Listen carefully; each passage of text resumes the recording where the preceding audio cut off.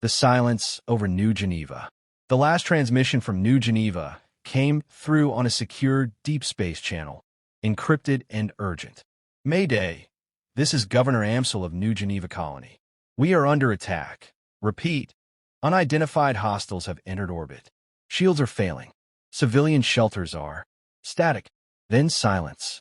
It took less than 13 seconds for Earth's unified command to flag the transmission and another 8 for the strategic threat AI, Argus, to classify the incident as a planetary-level extinction event. Admiral Elias Thorne stood motionless in the situation chamber of the Geneva Citadel, his eyes fixed on the projected orbitals. The holomap glowed red where the colony had once thrived, one of Earth's most peaceful expansions in the Triveran Expanse. It had been a jewel of interstellar terraforming, a fusion of science and hope. Now, it was a scorched shadow circling a cold star. Full loss of life confirmed? Thorne asked, voice low. Yes, sir, replied his aide, her voice clipped. 0 biosigns across all scans. The colony is gone. President Sana Velasquez entered moments later, flanked by her intelligence director and Earth's diplomatic envoy to the Galactic Council, Ambassador Kalen. Her face bore no makeup, no media polish, just the raw gravity of someone who knew the world had changed. Who, she asked. Do we know who did this? Kalen stepped forward, eyes shadowed with something deeper than anger. The Empire. They sent a declaration via diplomatic channel 3 minutes ago. No remorse, no ambiguity. They claimed the colony violated their sovereign expansion treaty. Thorne's jaw tightened. That system was mapped as neutral, uninhabited. They signed that agreement themselves. Kayla nodded. They're rewriting the map and using fire to do it. The room fell into a brief, suffocating silence. The galaxy had long been a web of uneasy truces. Humanity had clawed its place into the stars with intellect, compromise, and relentless ambition. Earth had risen not as a conqueror, but as a quiet power broker, careful, deliberate, and fiercely independent. But the Galactic Empire, one of the old empires that claimed descent from pre-collapse civilizations, had always eyed humanity with disdain. To them, Earth was a young species, bold to the point of heresy. New Geneva had been a provocation only because humans had dared to exist beyond a line drawn in ancient dust. President Velasquez turned to Thorne. How soon until we have a response package? Thorne met her gaze. That depends on the scale of the response. I'm not asking for diplomacy. I'm asking for justice. Kalen stepped between them. Madam President, if we retaliate, we risk total war. The Empire commands hundreds of systems. Their fleets outnumber us 5-1. Thorne didn't blink. Then we even the odds before they realize we're playing a different game. Velasquez looked between the two men, the diplomat, bleeding inside from the failure of words, and the admiral, carved from cold logic and war. She walked to the edge of the table and tapped in her authorization code. A new projection emerged. Project Aegis, Level Omega clearance.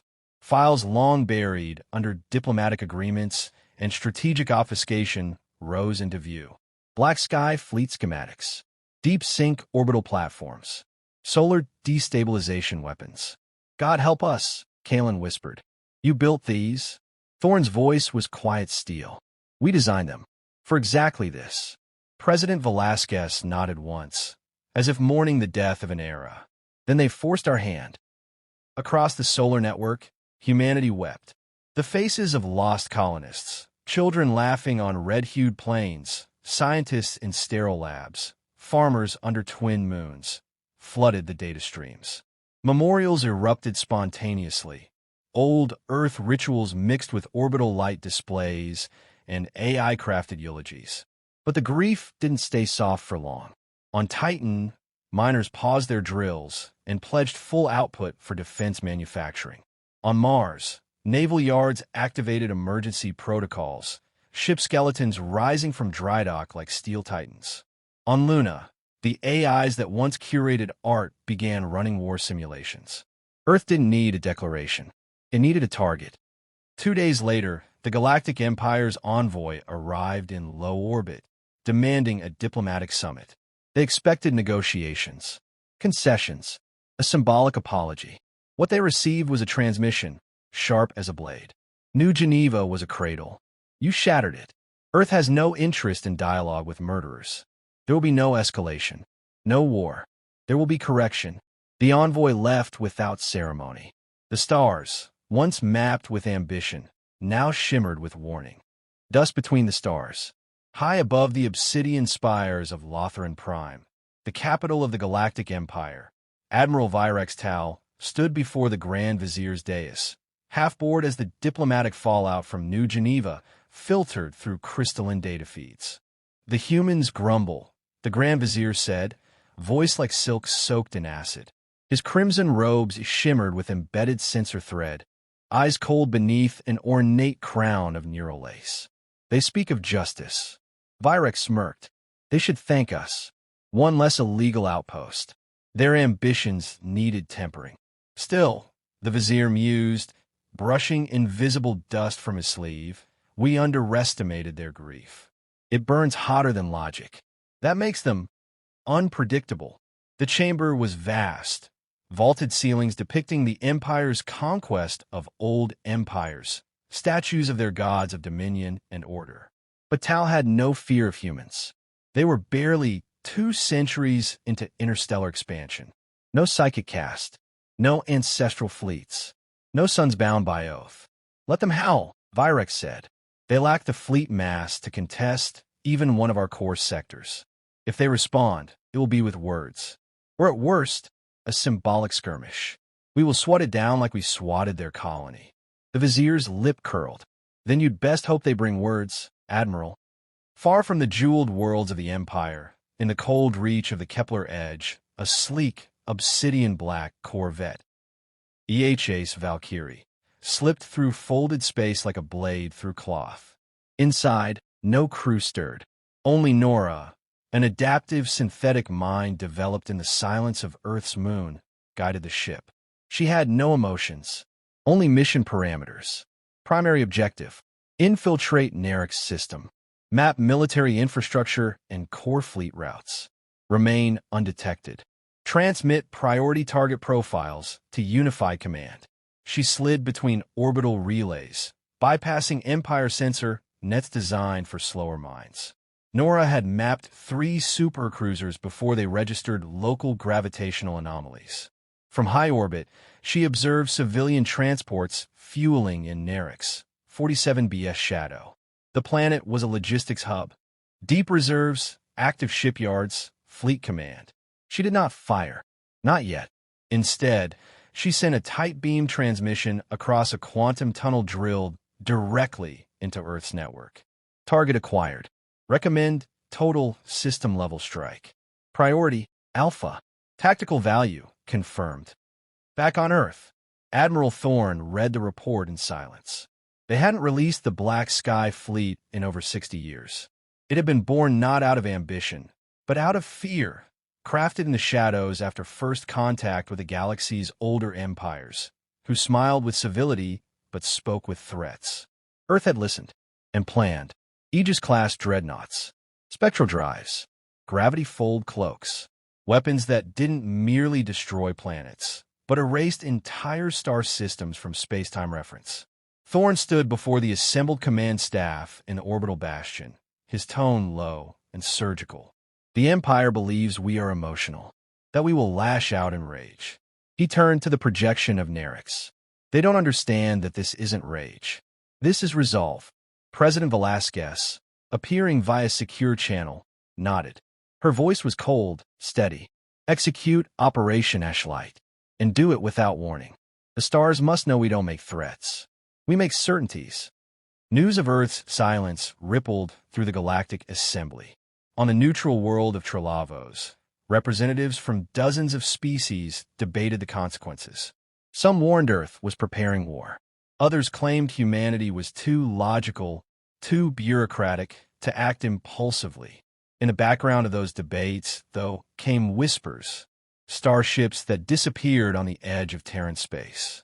Merchant vessels turned away by black-hulled sentinels. AI beacons pulsing silent warnings from relay stations long thought abandoned. And then came the silence at Nerix. It was not loud.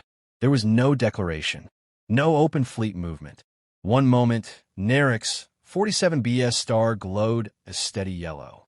The next, it collapsed inward, folding into itself in a burst of radiation, gravitic shock waves, and white-hot plasma that vaporized everything within 4AUs. The star system ceased to exist. One sun, 5 planets, 16 moons, 45 ships, 3 stations, gone. Across the galaxy, fear spread like wildfire. The Empire scrambled for answers, sending fleets to investigate. But there was no debris, no enemy signatures, no survivors, just dust, silence, and a data packet encoded in the ruins of the system's final transmission relay. New Geneva, 9.2 million lives lost. No warning, no trial, no mercy. Earth responds in kind. Once, in his tower on Lothran, the Grand Vizier stood in a room now devoid of certainty. Admiral Virex did not speak. Neither did anyone else. For the first time in 2,000 cycles, the Empire had no words. Only questions. The reckoning at Nerix. The star was dying, and there was nothing left to save. Long-range probes from the Imperial Navy arrived at the edge of the Nerix system 6 hours after the collapse. They found no enemy ships, no weapon fragments, not even electromagnetic residue typical of star-killing weapons. Just gravitational chaos, an expanding wave of distortion where a sun once lived. A mid-tier Empire admiral, assigned to monitor outer territories, submitted her final report before going silent. It's not a war. It's a message. Back on Earth, Admiral Thorne stood in front of the War Council, arms behind his back, his expression unreadable. The footage from the Valkyrie's quantum drones played on a closed loop. Nerix's sun twisting inward like a punctured lung before collapsing into a gravity well. Ships, stations, planetary rings, everything was pulled in. He paused to feed mid-frame. I want you to understand, he said, scanning the room. This wasn't vengeance. This was calibration. President Velasquez nodded slowly. And now, we wait. Silence stretched. No applause. No satisfaction. The chamber wasn't filled with triumphant generals. It was filled with quiet professionals who understood the weight of what they'd done. You think they'll retaliate? Asked Ambassador Kalen, voice low. They can't, Thorne replied. Not immediately. We took their logistics hub. Half their third armada was resupplying there. Their command network is fractured. But the Empire doesn't forgive embarrassment, Kalen warned. They also don't forget power, Velasquez said. And we just showed them they no longer hold a monopoly on it. Across the galaxy, the balance shifted. In the Varine Alliance, a once neutral faction of telepathic species, council members debated opening trade agreements with Earth. The logic was simple. No Empire fleet had ever erased a system in a single strike. But Earth had. On Zotha Prime, Empire citizens protested in the streets. An unthinkable act in a world ruled by fear and tradition. Banners with the words, "Where was Nerix's shield?" waved in shaky hands. No one dared mention Earth aloud, but all thoughts pointed in that direction. And aboard the Empire's high command ship, the Obsidian Mantle, Grand Admiral Varixolin convened a private war council. He had once believed humanity was a loud, but manageable anomaly. Now his charts glowed with uncertainty. Their silence is calculated, he told the chamber. They've made their move. Not from fear. Not for negotiation. What then? A general asked. Solon stared at the shifting gravimetric readings from the Nerix collapse. They're teaching us how far they're willing to go. Earth's fleet didn't celebrate. They didn't linger. The Black Sky Armada returned through folded space and disappeared into solar orbit. Most of Earth's citizens never even saw them. There were no names on hulls, no call signs, no public footage, only orbital trails that shimmered and vanished in the upper ionosphere. The operation was clean, absolute, and, most importantly, untraceable by conventional means. Even as galactic news cycles speculated, Earth said nothing more. In a quiet conference room buried under the Martian crust, President Velasquez sat across from Admiral Thorne and Ambassador Kalen. The lights dim, coffee growing cold on the table between them. "You're certain the message reached them?" she asked. Kalen nodded. "It was encoded in their own data protocols. Their scouts will recover it and replay it through every secure channel." Velasquez folded her hands. No war declaration. No public statement. Just silence and a missing star. Thorne exhaled slowly. "They won't forget it. Not in 1,000 years." Kalen rubbed his eyes. "They'll paint us as monsters." "Let them," Velasquez said. "It means they'll think twice before making another." She stood, slowly, as if carrying the weight of every lost soul from New Geneva on her shoulders. "We lost a cradle," she said quietly. "And in return, we erased a sword. That's the balance." On the outer edge of Imperial space, aboard a cloaked long-range Empire recon vessel, a young lieutenant monitored the Nerix system with growing horror. She watched the playback over and over, trying to find something, anything, that would make sense. "We still don't know how they did it," her superior said, leaning over the console. "No energy trace, no inbound fleet signatures. It's like the sun just folded in on itself." The superior officer frowned. "There's only one kind of technology that can do that." The room fell silent. "You think they've weaponized singularity mechanics?" "If they did," the superior said grimly, "they're not just dangerous. They're ascendant." Humanity didn't ask to be feared, but when the stars turned their backs on law and mercy, it responded with finality. One system for one colony. One sun for millions of lives. And Earth waited, calm, silent, and deadly. Not for an answer, but for the next move. The silence after fire. A week passed. No retaliation. No broadcast. No fleet. The Galactic Empire, for the first time in recorded history, remained quiet. From the ruins of Nerix, no signals escaped. The collapsed star had become a gravitational scar. Unstable. Unreadable. The Empire quarantined the sector, cutting off traffic, scrubbing archives, rewriting internal reports to describe it as a natural collapse. But across the stars, the truth pulsed louder than any scream. Earth had erased a star system. In the shadow of Earth's moon, beneath a veil of magnetic distortion, the black sky, fleet powered down. Dreadnoughts the size of cities anchored in silence, invisible to all but a handful of humans. No names. No insignias, only quiet. In the command chamber of EHA's Judicator Prime, Admiral Thorne removed his gloves and leaned against the reinforced observation glass. Earth hung below like a blue whisper, clouds spiraling in peaceful rhythms.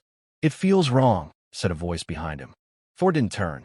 He recognized Commander Danya Rowe, his operations lead. Young, sharp, loyal, but not hardened. "What does?" he asked. "That we did it so cleanly." He finally turned. "Would you prefer blood and fire?" "I don't know," she said honestly. "Maybe I thought justice would feel louder." Thorne nodded once. "Justice doesn't need to be loud. It needs to be absolute." At the Unified Assembly Hall in Geneva, President Sana Velasquez stepped onto the central platform. No flags, no anthem, just a podium and a room full of Earth's most powerful leaders, military commanders, scientists, and citizens. The broadcast was private, meant only for Earth and its colonies. 2 weeks ago, she began, millions of our people were incinerated without cause, warning, or trial. The Galactic Empire called it a justified action. A lesson. She paused. They were right about one thing. It was a lesson, but not for us. She looked into the lens. We responded not in fury, but in clarity. Our answer was not war, but certainty. She let silence linger before finishing. No species, no empire will take Earth lightly again. Let the stars remember, we are not alone, and we are not prey. We're the storm that follows silence. The broadcast ended. No questions, no discussion, only acknowledgement. In the galactic periphery, speculation spread like wildfire. Scholars from the Lawn Reach proposed that humans had developed Type 2 civilization capabilities, star manipulation, space-time warfare. In the Kalari Clade, High Priest declared the event a sign of humanity's divinity. A god species, born in the dust, now revealing its wrath. And in the deepest vaults of the Empire's archive core, analysts dissected humanity's technological evolution with growing dread. They didn't just destroy the system, one whispered. They controlled the collapse. Shaped it. That's not just power. That's mastery. Grand Vizier Ilvari stood before the Emperor's mirror wall, watching ghostly reflections of Lothrin's cities flicker across its liquid surface. They know fear now, said Admiral Solon beside him. The Vizier said nothing. You were wrong about them, Solon continued. They're not just bold. They're prepared. They planned for this. Ilvari's eyes narrowed. Do you think they'll come again? Solon hesitated. No, that's the point. They already told us. Once. The Vizier turned away from the mirror. Then we learned from it, and we planned for what they might do next. Beneath the Martian crust, inside a long-forgotten vault sealed during Earth's early spacefaring age, AI systems flickered to life. Project Sentinel. A cold voice emerged from the void. Event threshold exceeded. Probabilistic hostile reactions, 16%. Probability of ancient species awakening, 3% and rising. Red lights bathed the room in quiet warning. Far beyond the reach of Earth's known fleets, something stirred in the deep. Observers, watchers, silent for millennia. Until now.